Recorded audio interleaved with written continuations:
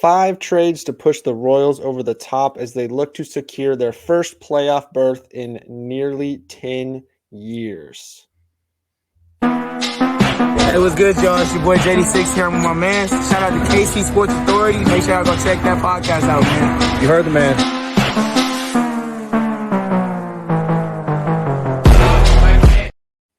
The Major League Baseball trade deadline is just a few days away, and with several teams like the Orioles and the Mariners already pushing their chips into the middle, what can the Royals do in the next few days to add a few more pieces to put them over the top? We've got 5 trades for you guys today to do that, so welcome in to the KC Sports Story podcast. Keegan Russell, Christopher Tenpenny here with you, and let's just jump right into it, Chris. We got 5 trades today, and I think we've also got a little bonus one here at the end that we'll go through. But trade deadline coming up. We've already seen them make one move with bringing over Hunter Harvey. Sorry, hasn't had a lot of time to pitch yet, but he's already been over. Clearly, he's going to be a guy with the stuff to face the meat of the order in the high leverage situations. But even with that, we still know there's potential gaps in this roster, in the lineup, and in the bullpen specifically. Looking at outfield production, maybe some upgrade at second or third base there, then of course another bullpen piece. And so we've got 5 trades here for you guys today that include multiple positions. Some of these are individual players. Some of these are trade packages for multiple players. We're going to dive into. We will mention some of the prospects and things that might go out in order to get this done, but our main focus is the guys that would be coming in and what kind of impact they could have. So Chris, let's just start off with the first one here. One that maybe doesn't get done just because it is a division rival in Detroit Tigers, but outfielder Mark Canha, a guy that has been around the MLB for a while, consistent hitter, decent outfielder, could put him up there towards the top of the lineup as a potential leadoff guy, but a guy who's been consistent over his time. What can you tell us about Mark Canha, and why is he on this list to trade for? Yeah, I think Mark Canha is the cheapest option to improve the leadoff spot. Like that's what all the fans are talking about. Like just put someone in front of Bobby so that Bobby, Vinny, and Salvi, 3 guys that are in the top 10 in RBIs in the American League, have an extra guy that gets on base, because like Adam Frazier is not working. Michael, when he's hot, but like his on base percentage is terrible. Canha in a down year still would have the second best on base percentage on this Royals team. So like, no, he's not going to be your prototypical go out and steal bases, but he's going to work professional at bat. He crushes lefties, which this team needs. I think this team likes their lineup against right-handed pitching, with Massey and MJ and even Renfroe all hitting better against right-handed pitching. Canha would be an everyday guy that actually hits lefties better. So like he plays the corner outfield, so he can play first. He even has history at third, so then a pinch, if you need to play him there, I wouldn't suggest that being like the new third baseman, but he can play there in a pinch, which I know Q likes. So give me Canha in the leadoff spot ahead of Bobby. Give me that 3. His career on base percentage is 350. He's hitting 340 right now. So like, I don't think it'd be that expensive. I think you would get rid of one of your infield prospects. Probably Javier Vaz would be mine, which is the 14th Royals prospect according to MLB.com. But like the 14th in the Royals system, which is ranked 28th, is like a 20th prospect for most others. So so like you see 14, you think I think that's about what Canha goes. I don't think he would be super expensive. Yeah, probably one of the cheapest outfield options. The first one here, if we were talking outfield that we've seen the most talk about, has probably been Tommy Pham with the White Sox. Little bit bigger contract, might take a little bit more. He's having a little bit more productive year, and I think he still garners enough interest nationally that he might go for more. But that could be you could easily swap those 2 guys here. But if Canha does come over, how do you see him fitting into the lineup? Whose spot is he taking? Like, is this a Hunter Renfroe takes a few more days off a week? Is this he slides into your everyday left field, and then when MJ's back, he's the rotational? Where do you see him fitting?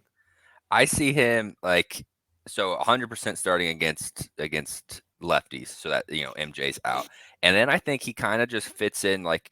Freddie, for me, it's not, it only plays about 3 times a week. So that way when Freddie's playing first and it's a lefty, or Freddie's catching and it's a lefty, Salvi can DH because Canha can play first. Or against a righty, like Vinny can DH and Canha can play first. Like I think that he's going to play like 6 days a week, but you're going to see him in left, you're going to see him in right, you're going to see him at first, you're going to see him at DH. So I think like that's what's nice about it is he will 100% play against all lefties, and then I think still against the tougher righty, he may give like a Renfroe a day off, or when Freddie's not playing, it'll be DH. Like that's kind of where I see him fitting in. Yep, I like the move there too because I think he'd be a better third option at first than the random Hunter Renfroe start there. Yeah, that's the thing. Like Nick Lofton's getting reps at first Yeah, sometimes. Like no, Mark Canha actually that's where he's played the most this year for the Tigers. So yeah. And then just to play a quick devil's advocate for the very in tune Royals fan that goes, how different is Mark Canha from what we already have with Adam Frazier? dude hits for pop and walks more. Yeah, Like there you I go. mean, what more do you want? Like Yeah, because I could see at the surface level people going, well, we already have Adam Frazier, who's a decent leadoff that can move around. Is this really an upgrade over someone like him who's currently on the roster? yeah, his OPS again, he's having a down year for him, and his OPS is just under 700 as it currently speaks, which is like 100 points higher than Adam Frazier. Like this dude gets hot. His career OPS is 764. He was hitting 800 when he got traded, or OPS of 800 when he got traded to the Brewers last year. Like this is a guy that again, he's not a star, and he should probably be the fifth or sixth option or hitting fifth or sixth in most lineups, but the Royals have such a leadoff issue that I think he's a cheap fix that you could throw in at the one spot. Yeah, and I think what you said there is he's got the ability to get hot more frequently. Yeah, Adam Frazier does not. Garrett Yeah, Hampson does not. yeah. Those guys might get hot hitting the ball for singles, Right. but not Canada doing can enough go on to a really. stretch where he hits Yeah, an extra base, has an extra base hit in every game. yeah, and Frazier's been decent in the leadoff spot, but yeah, still an upgrade there. Okay, let's move on to number 2. This is one that I know you and I definitely like a lot because he would fill multiple needs on this team, and that is calling up the Angels, who definitely are in a sell mode and should be getting rid of everybody. And that is third baseman Luis Rengifo, who has been off to a really good year for them. I know he had an even better year last year, so he's down a little bit from last year's numbers, but overall, he fulfills a lot of positional needs on this team. Why do we like Rengifo?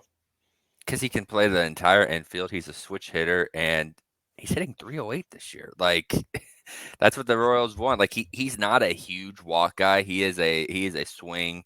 So like he may he may go into the leadoff spot just because of necessity, because Bobby doesn't want it. He's not your prototypical, but he's like Michael, but he's has better results. So like I think he would go into the first spot too.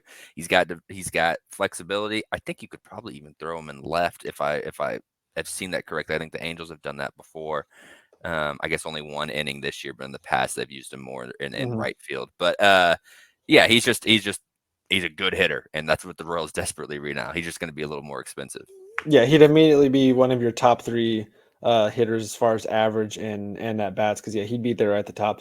We're not going to get in the conversation of why Bobby doesn't want to start as the leadoff guy, but I think this would be immediately your best other option at leadoff, unless Michael is just scorching hot. Similar-ish players as far as what they're capable, but Luis Rengifo I think has a little bit higher ceiling of not just power potential, but putting the ball across the field out of that leadoff spot. I think he's been more consistent with it. What do you think it would take to give up to get a guy like this? Because Rengifo is one that's on a lot of teams' radars nationally, not just with the Royals. One of Yeah, the better third basemen out there. I think it would take a little bit more. I think you'd have to give rid of like a Blake Walters or Chandler Champlain, or like maybe Chandler's a little less, like Chandler and an Austin Charles, another infielder. Like I think you'd have to give up a decent penny because you have, I think it's a year and a half of control. Yeah. And again, guy is you're going to get into a bidding war. You may need to give up even more than that, depending on what the Yankees are offering, depending on what the Dodgers are offering. Like there's other teams that need infield help, and if Mhm. I don't think this is I don't think this is a move the Royals are going to be able to make, just because I don't think they have the inventory to compete with the big dogs. But if other teams are slacking and they're not trying actually being serious about it, and the Royals can get them on the cheaper end, which is still going to probably be 2 top 10-ish prospects, I think they can go out and make that move. Yeah. I think the question with Rengifo is he a guy worth moving enough of your high end prospects there versus other potential options out there? Because it is probably going to be somewhat of a bidding war. Right. The one thing I will add that I do like about Renhefo that I don't know how many teams care about or fans do. He's Venezuelan, and like the Royals have that, like Michael, Salvi, Fermin, Zerpa, Carlos Hernandez down, and like that matters, like that's an instant cultural connection to his new teammates. Like it would make it really easy for him to come. Sometimes, Hispanic players do have a difficult time coming into uh, locker rooms and connecting right away, and I think having that kind of, bringing in a fellow countryman to Salvi, who's one of the best Venezuelans ever, I think that matters, like as far as the Royals' interest in a Yeah. player. The other two things I like with Rengifo over on Baseball Savant, he's in the 94th percentile in strikeout rate, so he does not strike out a ton, which obviously you want at the top of your lineup. And then he's also not. Let me rephrase that. He squares the ball up pretty well. Like for a guy that's batting leadoff, that's going to be getting a lot more at bats. He's a guy who's going to connect with the ball better than some of the other guys lower in the lineup. He's more likely to have that hard hit to start the game, and probably an extra base hit to get going there because of how he squares up the ball. He's top third in baseball for square up rate. But yeah, I like the move there. I think he'd be great. I don't know defensively how he fits in with the way the team likes to play between him and Michael at third, which would be a better defensive third baseman. But I think overall that would improve the lineup. But as we'll get into in a trade coming up here, he might have to be part of a different type of Angels package to handle that bidding war across Major League Baseball. So, all right, but we'll get into that here coming up. All right, next move, a bullpen piece to upgrade here with the Royals, and that is relief pitcher Lucas Sims from the Reds. Chris, what do you know about Lucas Sims, and why is he an excellent candidate for the Royals? I think he's cheap and he strikes people out, man. And he's a righty, and I like the lefties that the Royals currently have.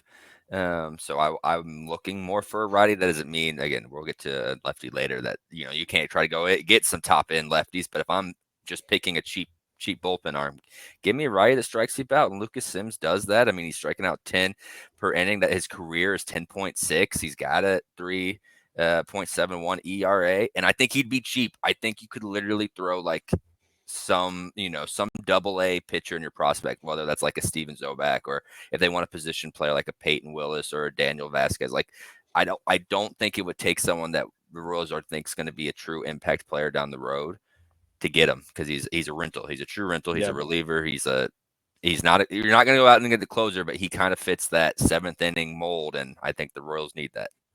Yeah, and again, on Baseball Savant, he ranks as an above average to top third reliever around the league right now. Top third in chase rate, whiff rate, strikeout rate. What are the three things we've talked the most about this bullpen? Those three stats right there, that we don't have enough guys that can do that consistently. So a guy that can come in, throw strikes, and strike guys out, guys that have the stuff to get the guy out. We've talked about Carlos Hernandez having the stuff, and it just doesn't play at this level. But we need a guy that has proven at this level that he can strike guys out to add into that bullpen. Because with the addition of Hunter Harvey and some of the other guys starting to uptick, you still are kind of missing another reliable righty. We already saw him get rid of Nick Anderson. Good luck to him out there with the Dodgers. Lyles got picked up by the Dodgers too. I saw, yeah. And again, we'll have to talk about that another day. Finally have Lyles out too. Yeah, Lucas Sims, I think he slides in perfectly. A guy that could probably come in different types of situations, but a guy that has the stuff to play with the heart of a lineup.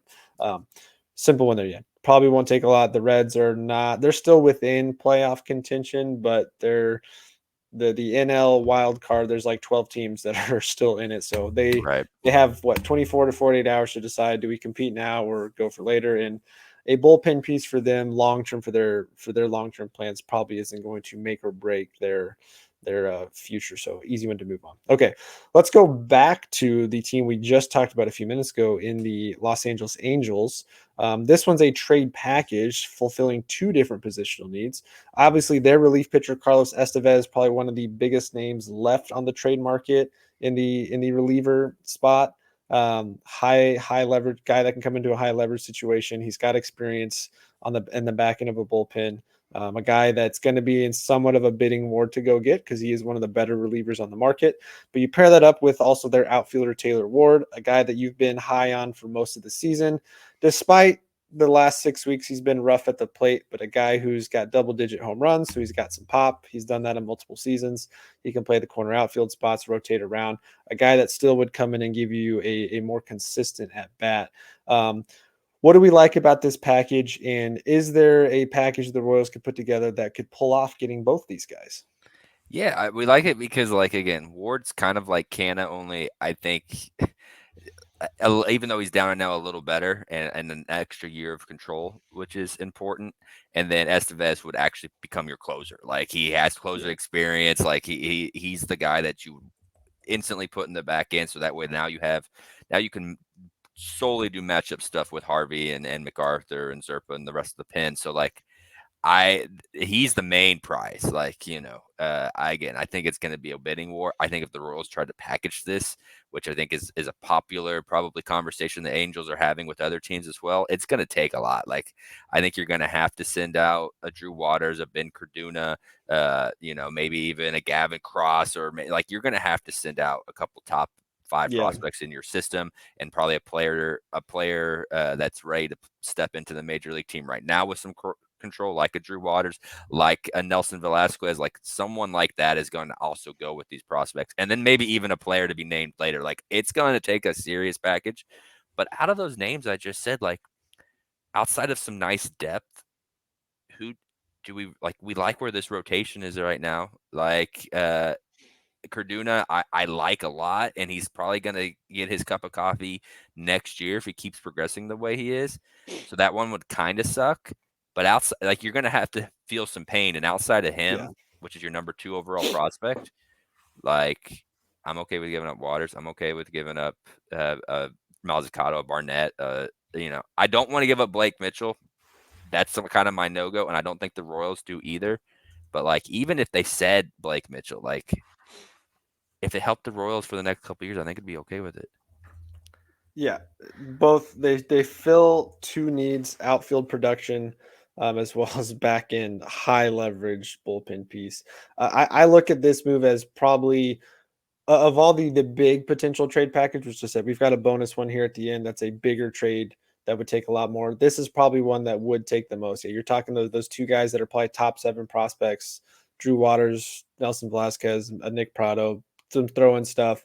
But you get two guys back with a little bit of control that could fulfill immediate needs. I don't know if Taylor Ward fulfills your leadoff spot necessarily with the way he's playing right now. So that's still a question mark. You'd have to figure out how do we continue rotating around between, Michael Garcia, Adam Frazier, and whatever you do there. But Estevez would be fantastic. You pair him up with Hunter Harvey, and you've got a pretty good back end of the rotation or the bullpen, especially with potentially the emergence of Chris Bubich if he continues what he's doing.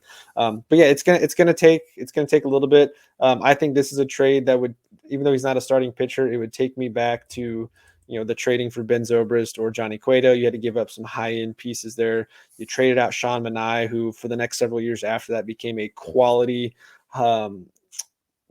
starting pitcher. He's kind of tapered off last year or so. But same thing with Johnny Cueto. I think we had to give up 2 or 3 pitching prospects there with Brandon Finnegan and I'm going blank on the other one. Lamb. Yep, Lamb. So you had to give up 2, and those 2 guys were both your probably top 10 pitching prospects in the organization. So that's probably a move that would be comparable from years past, but would provide immediate impact. I think Taylor Ward would slide in, be your everyday left fielder, but you still have the ability to rotate around. Give Hunter Renfroe a day off, move Ward to right, get Melendez up there, and kind of play around with there. Now, the other one that we could mention here too is maybe you flip Taylor Ward and it's Carlos Estevez and Rengifo. Again, another big trade package. You might have to sprinkle in just a little bit more there, just depending on what the other teams around the league want to do. But the Angels are one. It feels like there's going to be something. There's been too much talk the last few days that the Royals and Angels are in talks on multiple players. So it feels like there's something here in the works. that maybe by the time this even breaks, there's news out or something the next day or so. But love that one. All right, the last of the 5 trades we have is another bullpen piece, another team that is looking to sell. They've already moved on from one player.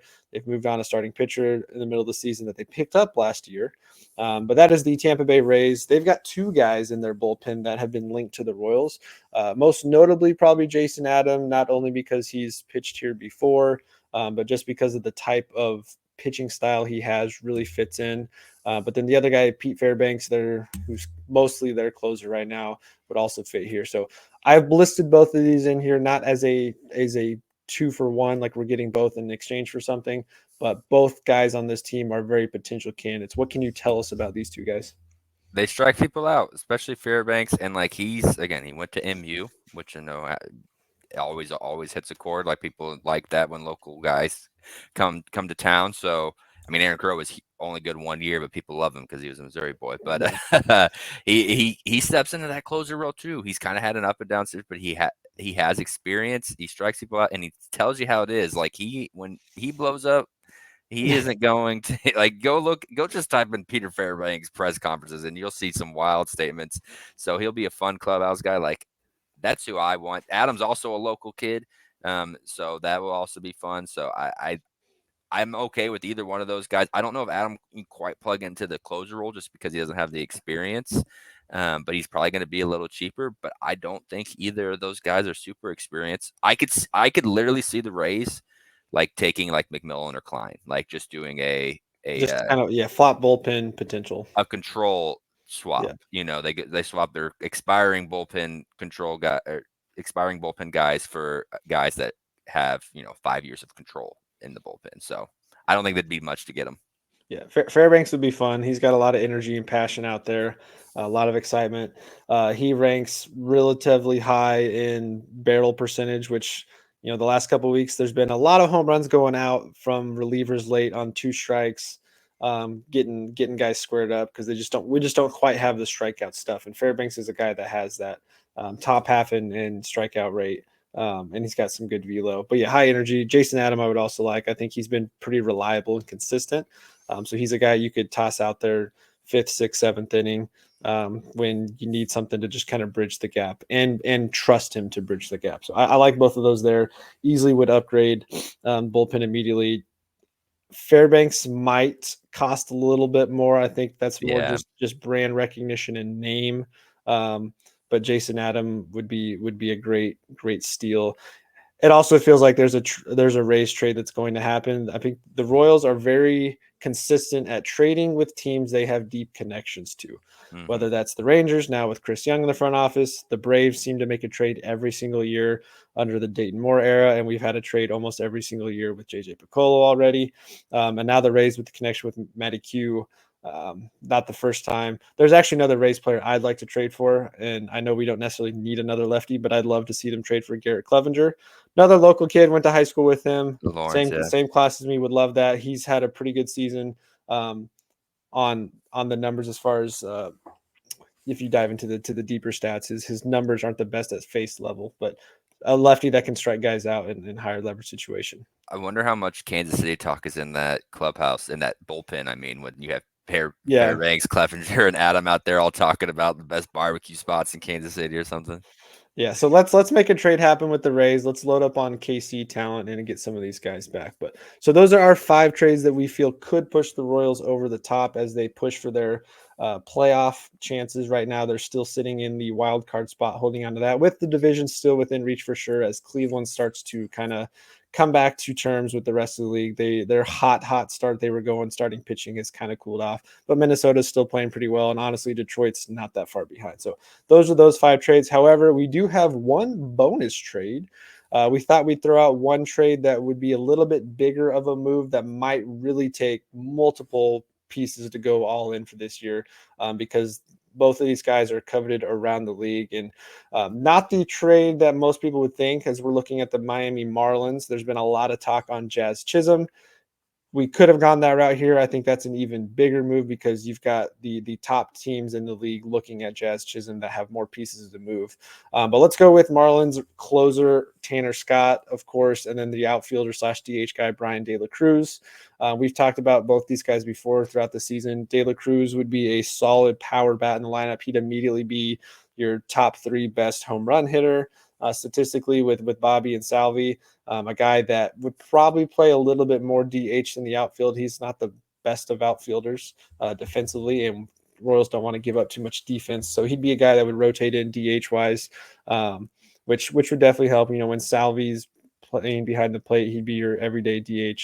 I like Brian De La Cruz. I think he's got some nice pop. Don't know how much that would translate to Kauffman Stadium per se, because we know it's not a home run ballpark. But if he can be a power driver in the middle of the lineup there to keep up the production that we're seeing out of that top 6 in the lineup, I think he'd be great. But Tanner Scott's the real price here. He's one of the if not the best relief pitcher on the market right now in that closer role, high end stuff, strikes guys out, a lefty. You don't really see a ton of the lefty closers out there. And I know the Royals have a lot of lefties, but you would take him immediately. What do you like about these two, and what kind of trade package would we have to put together to even sniff the surface of possibility here? Yeah, De La Cruz, I like he's got control. He does strike out a little bit too much for my liking, but again, he runs into some home runs, and this team needs some power. He's got 18 this year, so like that's something that the Royals could need. And then, like, again, the main prize is Tanner Scott. It's the guy, him and Estevez are really the only 2 guys on the market that you can plug into the 9th inning and be like, hey, you're our closer. And he's on an expiring contract, but, Heyman just reported that the Phillies, Dodgers, and Yankees are also in on him, along with the Royals and the Twins. Yeah. And, it's going to be a bidding war. So, if the Royals want to go for it this year and try to get a long-term piece in De La Cruz, I'm not against it. It'd be interesting to see what it is. I think a lot of these other teams we talked about have a catcher. Like the Angels, they have Logan O'Hoppe, so I don't know how much Jensen and Blake Mitchell are on the table. But with the Marlins, I think it might. It's one of those 2 is going to have to be included. I think you also probably throw in one of your top pitchers, whether it's Walters, whether it's Cardona, and then probably either, like I said, a Waters or a Velasquez or someone that has control that's ready now to kind of offset De La Cruz. That the Marlins can be more patient with because they have the time while the Royals are trying to compete now. And De La Cruz has been better than both of those guys up to this point. Yeah, would love the move. It's going to cost a lot. Tanner Scott, depending on where you look at, it's probably a top 10 reliever in baseball right now, numbers wise and stuff. So clearly he's going to be highly coveted. A guy that if he is still on the Marlins come post trade deadline, then they are doing a poor job running that team.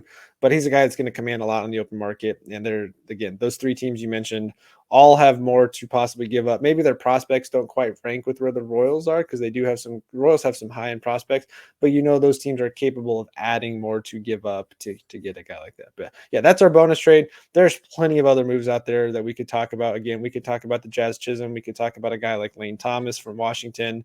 The Lucas Sims trade was basically just an example of any middle reliever. Yeah. Any slightly above average middle reliever with strikeout stuff. Yeah. Insert whatever name you want to there. Yeah, exactly. And then of course we've seen the Royals linked to Brent Rooker, former Royal, which we'd love to get him back. A's just said they are not really willing to move him. They literally, while we were recording, I got the update. So which means come tomorrow he will be in a Yankees uniform, right, or a Dodgers uniform for something exactly. Else. We'll get in that another time. Let's wrap up there. Again, just 5 moves the Royals could make to put them over the top in their playoff hopes, and then a bonus trade that we'd love to see. But we'll wrap up there. Appreciate you guys tuning in. As always, make sure if you're watching here on YouTube, you hit that like and subscribe button below. Hit a thumbs up so other Royals fans like yourself can find the podcast. And you can always hit us up on any of our social media at KCSA Pod. Send us any of your trade ideas or comment below on what you think of these additions. Would they put the Royals over the top? Do you think they would give enough for you to stay interested in the Royals playoff chances? But let us know what you think. Again, we will catch you guys in the next episode. See you later.